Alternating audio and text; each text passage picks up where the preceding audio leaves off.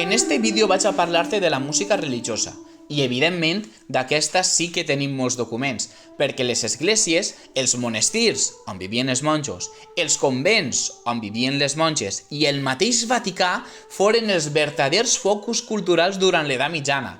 Aquí hay nivel. Per cert, no tots els monestirs i convents foren de clausura. Havia alguns en els que els monjos i les monges sortien a comprar el pa, a passejar i a gestionar les mogudes que tingueren. ¡Estupendo! Reubiquem. Any 476. Ha caigut l'imperi romà i la gent que vivia allà s'ha anat mesclant amb les tribus invasores que o bé eren cristianes o bé eren molt tolerants religiosament parlant. Moltes exprovíncies de l'imperi romà, com la Gàlia, que és França, o Hispània, que després va ser Espanya, es veuen finalment lliures per expressar la seva pròpia cultura. I a més, per tradició particular, hi havia zones que tenien les seves pròpies litúrgies, com a la ciutat de Milà, en Itàlia, que seguien la tradició de Sant Ambrosi, un sant d'allà al qui li tenien molta devoció i que era molt seu. En resum, que cada zona d'Europa, cada regió, inclús cada poble, tenia la seva forma de fer missa. Me encanta, está muy guay, está muy guay. Me encanta, me encanta. Alguns anaven a escoltar parlar al retor, ja que els pegara la xapa, altres anaven a resar tots junts, alguns seien en cercles i també tenien les seues pròpies cançons religioses. A més, les normes de l'església en aquell moment eren molt claretes. Cada monestir, cada convent i cada església era independent. S'havien d'apanyar per a subsistir ells solets, fer la litúrgia, que és l'acte de pregar a Déu conjuntament, ells solets, i per tant la música que feien també era diferent entre cada poblet. Cada poblet i cada monestir tenia les seues pròpies cançons religioses que cantaven en missa. Hasta aquí sencillo, ningún problema. Sense fer massa zoom, poblet per poblet, en línies generals podem dir que havia les següents litúrgies o formes de fer missa. La celta, que es donava en algunes zones de Bretanya, Irlanda, Gales, Galícia i zones de l'oest de França, que es feia en galès. La ambrosiana en Milà, que es feia en italià. La romanoafricana en el nord d'Àfrica. En França hi havia una comunitat que remuntava al temps de l'imperi romà i que s'anomenava Església de la Gàlia, que es feia en francès. La visigòtica mozàrab, que és la que feien els cristians que vivien a l'Àndalus durant l'ocupació dels àrabs en la península, que es feia en castellà antic. La romana, que es feia en Roma i en les principals ciutats italianes, menys en Milà. I cal recalcar que els anglosaxons no eren cristians. La cosa clara.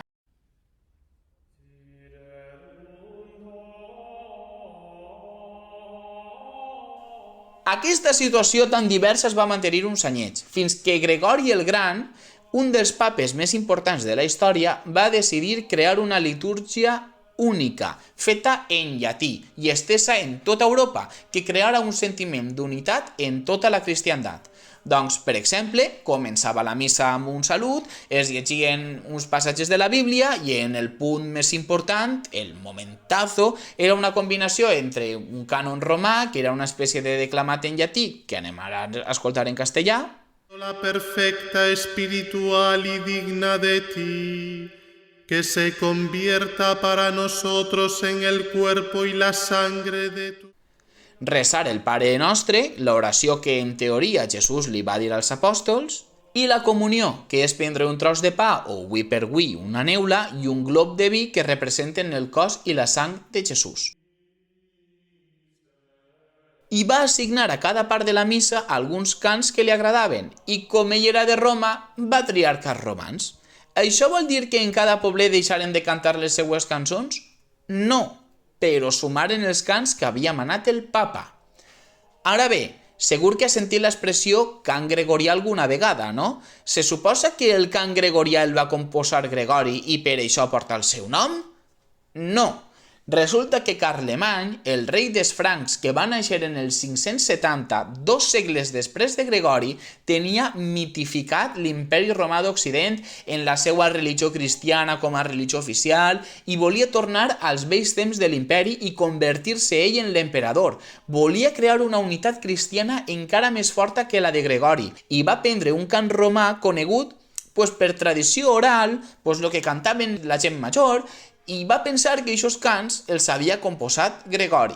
Es de ser inútiles, Vaja, que va fer una investigació mal feta, com si avui per avui, en comptes d'investigar en llibres i en documents reals, mon anàrem a la Wikipedia i no a les biblioteques. Pero vamos a ver, ¿que somos tontos o qué? Va instaurar aquells cants com a l'autèntic cant gregorià en tota França i va fer una propaganda bestial. Ara, quins cants es cantaven en la missa? Esa es la gran pregunta. Els 6 més importants són el Kyrie, el Gloria, Credo, Sanctus, Agnus Dei i Ite Missa Est. Tranquilitat, que això no ho demanen en l'examen. I tots estos els cantava tot el món. Les aclamacions, que són la repetició al final de 2 o 3 paraules al final del cant d'un mossèn, en la qual cosa es cantava de forma responsorial, el mossèn el canta i els fidels responen, i els salms, que els canta únicament el mossèn, i que s'anomenava forma directa.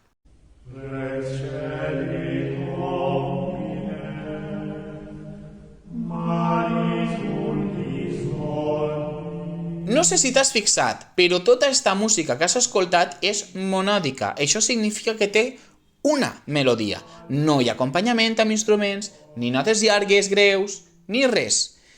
Recordes que els instruments estaven prohibits durant la missa? Doncs als monestirs i als convents també. La melodia la podia cantar una persona o un grup de persones, però que la melodia la cante molta gent no significa que hi hagi moltes melodies. Hi ha una, encara que probablement desafinada i una mica confusa. Este punt és important, perquè a partir d'ara, melodia i veu passaran a ser sinònims. Una melodia no la canta una veu, la canta un cantant o més cantants, i tradicionalment en música es parla així. Comprende la filosofía. El cas és que, si no tenen instruments, com poden fer la base? Com poden fer els acompanyaments? Pues no podien, però els monjos i les monges inventaren i perfeccionaren a través del temps una forma de fer polifonia. Polifonia, 2 sons a la vegada. Si no tenien instruments per a fer la base i sols tenien persones per a cantar melodies o veus, farien diverses melodies a la vegada. 2 melodies juntes. Estem en el naixement del contrapunt. A partir d'ara comença una lenta evolució al llarg de tota l'edat mitjana que passa per moltes etapes, però que per resumir i concretar hi ha 4 que són les més importants.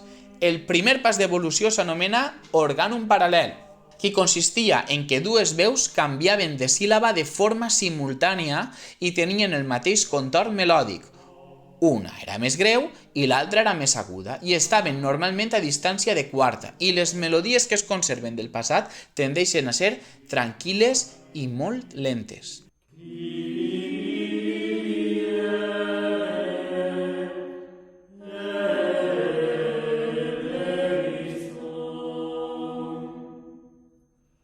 Trobem exemples d'orgànum paral·lel en el manuscrit Musicae Kyriades del segle IX. Per cert, un altre compositor d'orgànums va ser Guido d'Arezzo, un teòric i compositor medieval que va inventar el tetragrama i les bases de la notació musical moderna. El segon pas s'anomena orgànum florit. És una miqueta més complex que l'anterior. La veu de baix feia notes llargues, que era com fer un acompanyament, i la de dalt melismes, que era fer moltes notes en una mateixa síl·laba. Amb el temps s'afitgen veus, però sempre la greu fa notes llargues.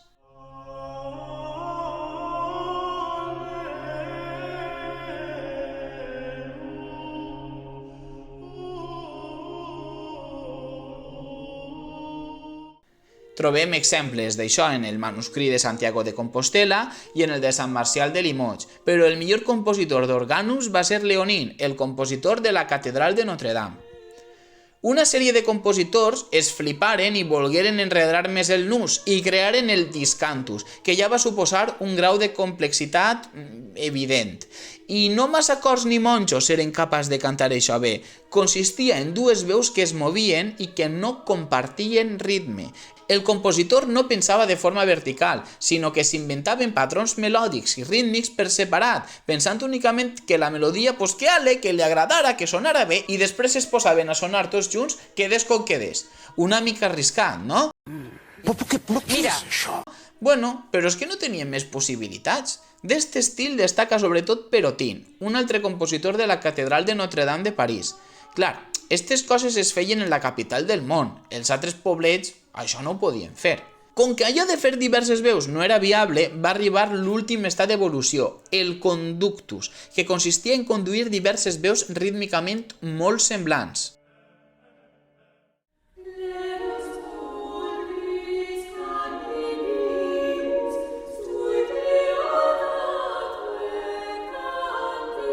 Muy bien, ¿veis, niños? Eso sí. Trobem exemples de conductus en el Códice de las Huelgas i el Códice Calistino.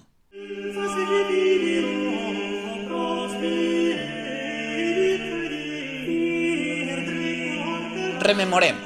Abans, en l'ars antiqua, per a composar polifonia, les 2 o 3 o 4 melodies havien d'anar al mateix ritme, o inventar-se patrons melòdics i rítmics que els agradaren i esperar que junts sonaren bé, o deixar que les melodies més greus feren notes llargues.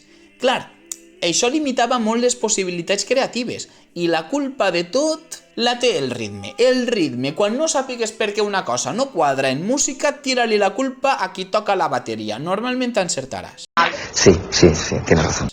Així que Felip de Vitrí, que va ser un tremendo pantera, va idear un sistema rítmic nou, que consistia en agrupar les pulsacions de 2 en 2, de 3 en 3, i després dividir cada pulsació en 2 subdivisions o en 3 subdivisions. És l'antecedent del compàs modern, i la forma més perfecta, saps quina era?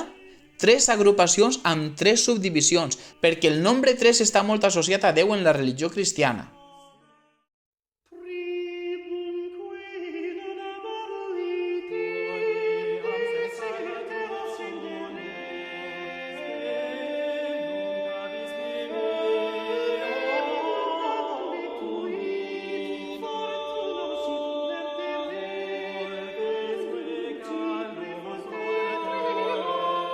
La música medieval, a partir del segle XIII, que es composa en este sistema rítmic, s'anomena ars nova.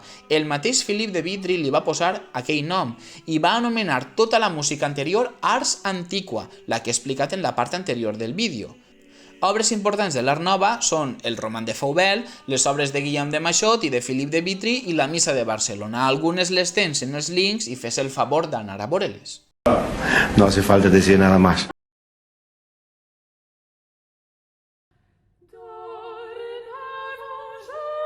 Recordes que havia dit que els orgànums paral·lels normalment es feien a distància de quarta?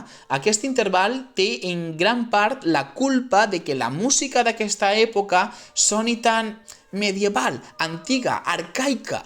Però els anglesos, que sabem que tot ho fan diferent, mentre Europa i sobretot França composava així i ningú ho sabera, composaven amb terceres.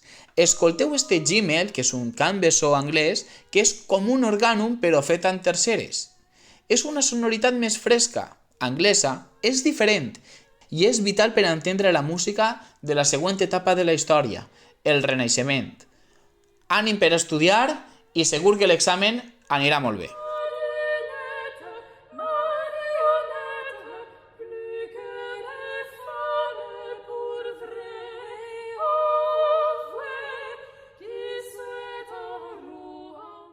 Vais a entregar el examen y le decís al profesor: oye, disculpe, no sabía que estábamos en un museo.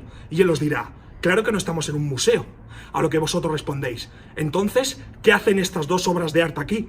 El primero yo y el segundo este examen. ¡Pum! Y lo ponéis en la mesa. ¡Cree en ti, carajo! ¡Cree en ti, tarado! ¡Dale, dale, dale!